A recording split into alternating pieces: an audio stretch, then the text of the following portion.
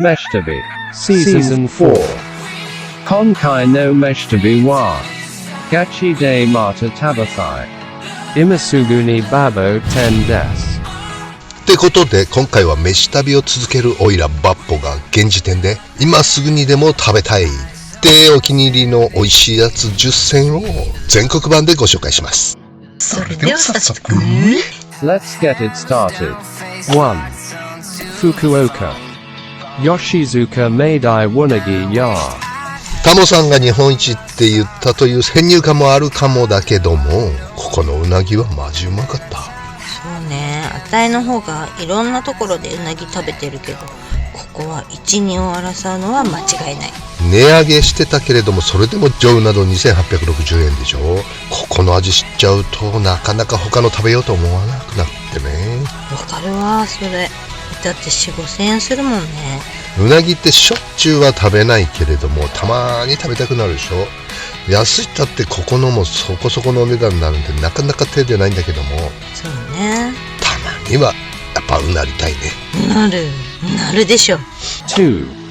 Kochi Mak-chan ずーっと食べたかった土佐の屋台餃子。なんとも魅力的な屋台を発見。スーツ姿のおじさんたちがワイワイやっておられます。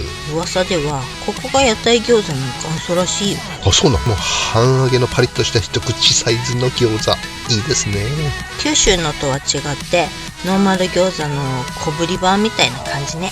あ、2、3個食いはいけそうなサイズ感。これ包むの大変そうと思いつつ、一口パクリといけば、あら美味しいじゃないの。こちらも揚げ焼きなんでしょうか。そこはかなりクリスピー、野菜多めで皮薄い、軽いから何もでもいけちゃうね。ゆるいガツガツしてない雰囲気がたまらなくいいですね。何時までやってんのかなこれ。高知のみの必須チェックポイントっす。 3. Nasu Penny Lane こちらもせっかくグルメで見た飯旅ーズのリストに入ってたお店。泣いたね、シンドラーのリスト。どんなんだっけ。かなり前のせっかくグルメで見た気がするのでうろ覚えなんだけれども、まさかパン屋だとは来てみてびっくりみたいなね。すんごい人気だったね。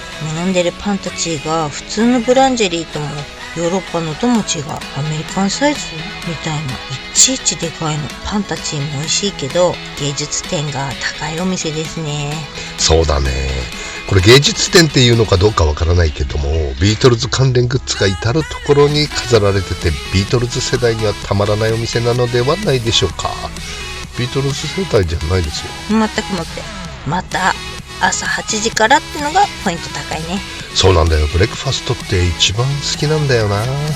ナスの森の中、マイナスイオンあふれるアトモスフィアを感じながら、美味しいコーヒーとちょっとだけの朝食と君がいてくれるってのが最高のごちそうなんだよな。あら、本当に最高の朝食だったわ。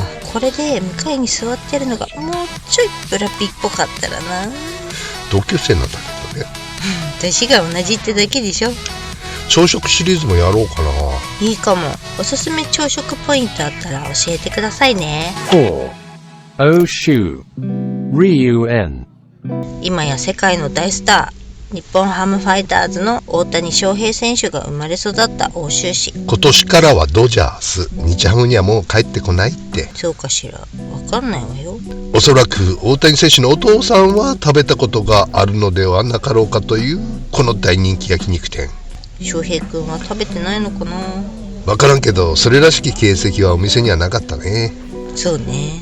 まあそこそこの値段してるんですけどね。上カルビ2200円とかカルビ1200円とか、だけどとびきりの前沢牛が出てきますね。美味しくてびっくりした。特に塩セット、ハツとタンのセットなんだけど600円よ。びっくりするぐらい美味しいタンでね。ああ、人生で一番うまいタンだと思ったね。カルビもさ、門前わさびを自分ですって乗っけて食べるってのは驚いたけど、これ美味しいね。ああ、いい和牛にもみだれは甘い味噌だれがかかってるんだけれど、これはちょっともったいないなと思ったんだよね。したっけ。わさび乗っけて食ったっけ。マジ飛ぶぞ級のうまさねえ。わさび発祥の地静岡県有東木で400年17代にわたってわさび田を守り続けてきた日本最古のわさび農家のわさびなんだそうですよ。わさびをするのはちょいと面倒なんだけど、これうまかったね。別にわさびは600円くらいするんだけど、これは言っときたいね。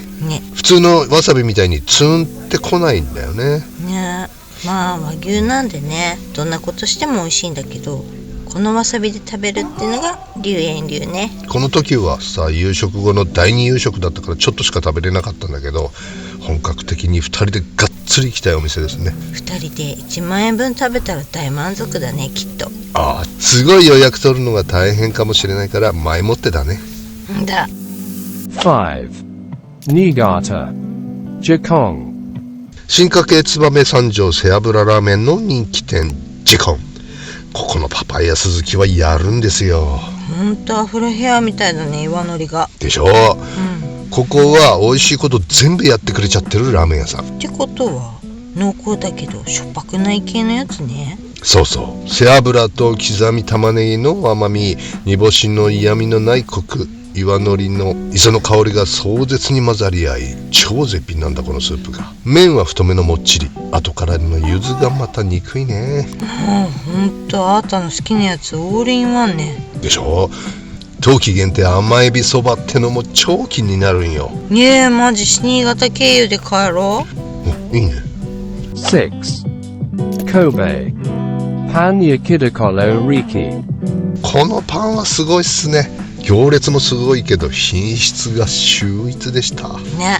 さすが神戸ね。特にデニッシュ系でしょう。ナンバーワンですね。ちょっと飲食業界寄りの目線で言わせてもらえば、全てがプロデュースされてるっていうか、その徹底ぶりがアンビリーバボーです。どういうこと？あれは全てプロデュースなの？わかんないけど、そうしなきゃああはならないと思うんですよね。あくまでもこれはオイラの推測ですけど。例えば？忙しそうにキッチンでパンを焼くスタッフ全員がすんごい動きしてんだよね。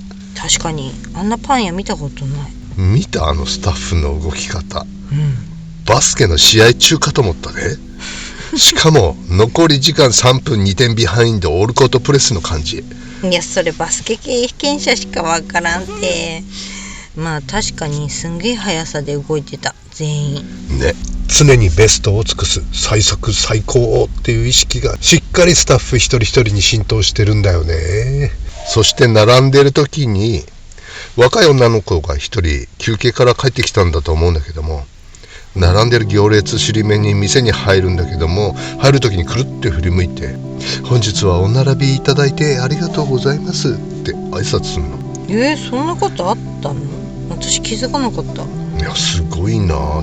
あまりにも見事な立ち振る舞いにオーナーさんなのかなと思って入店管理の子に聞いたの。今のオーナーさん随分と若いねって。したっけ？アルバイトスタッフですだって。びっくりたまげたね。自分の判断でそういうことができる子ってなかなかいないじゃん。いないね。もし教育でないんだとしたらスタッフたちのポテンシャルが半端なく高いと思う。わかりました。で、パンよパン。そうだね。ついつい熱く語ってしまった。いかん。デニッシュ秀逸でしたね。こんなにもさってつけられるんですかって思った。圧倒的な美味しさだったわ。でしょう。ほっぺが落ちるかと思う美味しさでした。どうやらほっぺは落ちてないようです。すんごいパン屋さんが神戸にありました。Kochi Himawako no Yu ここらで一休みね。食べまくりとともに日本中の温浴施設も巡っております飯旅ーズ。おいらが行った温浴施設の中で特にお気に入りを一見ご紹介。姫はこの湯ね。素敵だったわね。優雅な気分になれた。平屋建てで敷地がめちゃめちゃ広くってさ、変に作り込んでないからナチュラルな中にもスタイリッシュさが潜む。サウナ好きな人がプロデュースしたって感じね。タワーサウナは広々、テレビも結構大きくて見やすい。大量の暑さにはびっくりしたね。暑かった。水温も15度とベストな設定。青く光る照明が心身ともにクールダウンさせてくれます。あれいいわね。また水風呂上がったところのスペースがさ、内風呂、高温サウナ、露天風呂各所への間仕切り的な役割を果たしていて機能的だったね。露天風呂の配置も広々でストレスフリー。寝転びどころやサマーベッド、整い椅子近くにはホースで散水可能なのがすげえなと思いましたね。こういうなるほどなと感心させられるこういうなるほどなと感心させられるポイントが随所にあって最高の整いを満喫させていただきました。はい。ドライヤーはモンスターだしね。モンスター2つの羽を持つ大風量のダブルファンドライヤーさ。必要ないでしょ。だ。7. Osaka. Hakuging Tae. 数年前スパイスカレーを食べあさりに大阪に来た時に発見したカレー。一目惚れならぬ一食い惚れでした。はい。大阪で有名なインディアンカレーはおいらにはちょいと甘すぎるんだけれども、ここのカレーは最高に気に入りましたね。美味しいよね。全国チェーンを熱望するカレークレイジーおじさんでございました。辛口専門店、辛いながらもしっかりとしたトロトロの欧風カレーが美味しい。しかもお値段はアンダー1000円。安いよね。安いね。ありがとうです。ありがとうです。8. Fukuoka. Bills. はい、ビルズです。今更感はあると思うんですが、美味しいものは美味しいんです。オーストラリア・シドニー発、ハリウッドセレブにも愛されるというシンプルで独創的なメニューの数々をカジュアルに味わうことができます。だからセリフが腹グーで台無しになりましたね。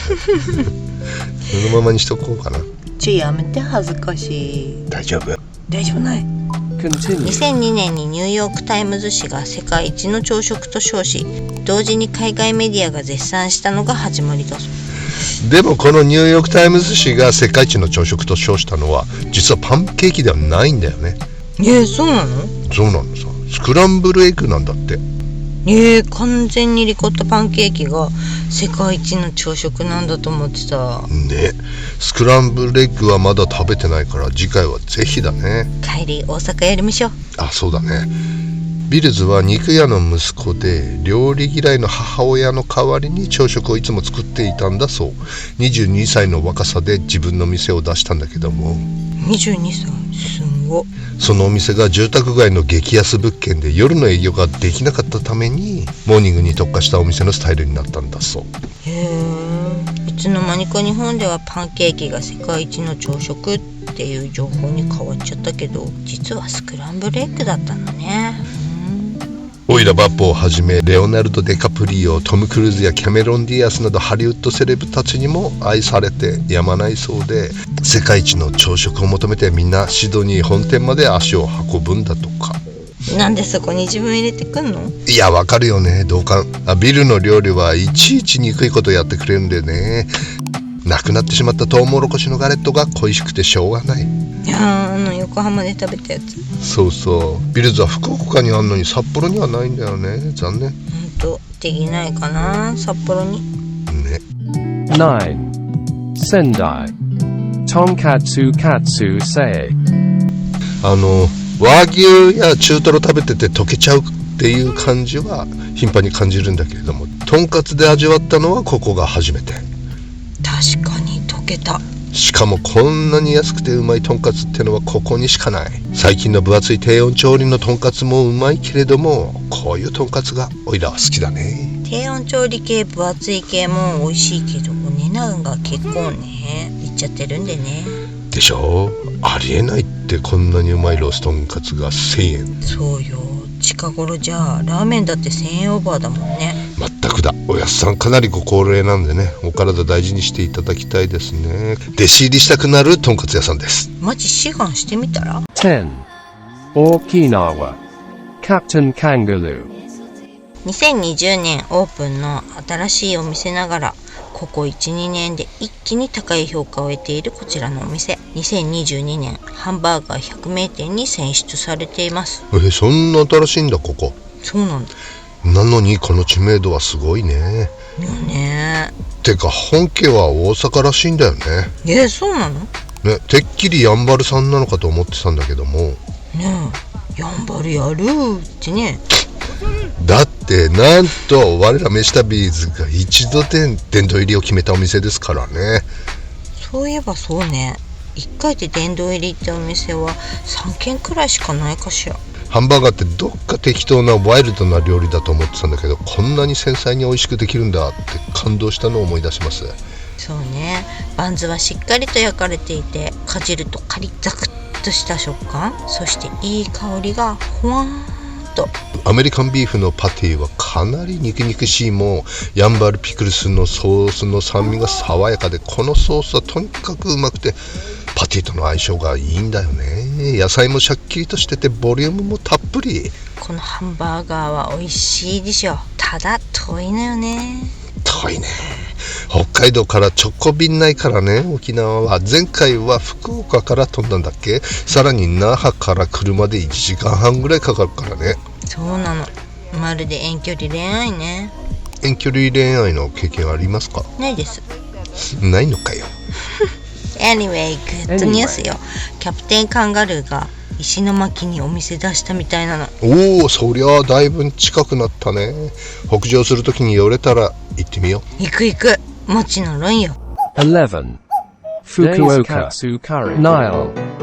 ちょっと何よ11ってベスト10でしょ。ずるいわよ。まあまあ固いこと言いなさんな。アディショナルロスタイムみたいなもんさ。ほんとずるいんだからもう。このビデオが出来かかってる時にちょうど福岡食べ歩いててさ、それでこれに出会っちゃったんだよね。お、綺麗だ、サムネに使いたいってね。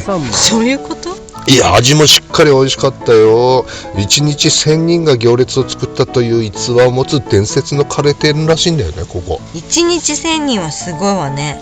昭和20年代の札幌味噌ラーメンみたいだろう。2009年に惜しまれつつ閉店し、現在はますますグループって飲食コンサルタントが引き継いでるらしいんだけども、残してくれてありがとうですね。ほんと綺麗ね。これはどうなってんの？これ3種の辛さが違うカレーなんだけれども、それぞれ粘度が違うために混ざらずに綺麗なグラデーションになっているのかと思われます。辛さが違うだけなのかと思いきや、これ味も違うと思うんだよね。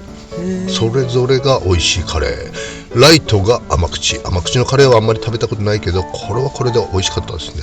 センターが中辛、レフトは松井じゃなくて辛いカレー。なぜか野球が入ってくる。これは推測だけど、甘口と辛口2種類のルーを作って、その2つを混ぜて中辛を作ってるんではないかなと。なるほど。そうすればこのグラデーションはできそうね。今回絵面欲しさの相掛けだったけれども、それぞれの味を単独で食べてみたいですね。いずれにしてもかなりポイントの高い美味しいカレーだと思います。よかったね。これで西日本2つ目のフェイバリットカツカレーね。 Favorite ありがとうござい Katsu ま Curry. す。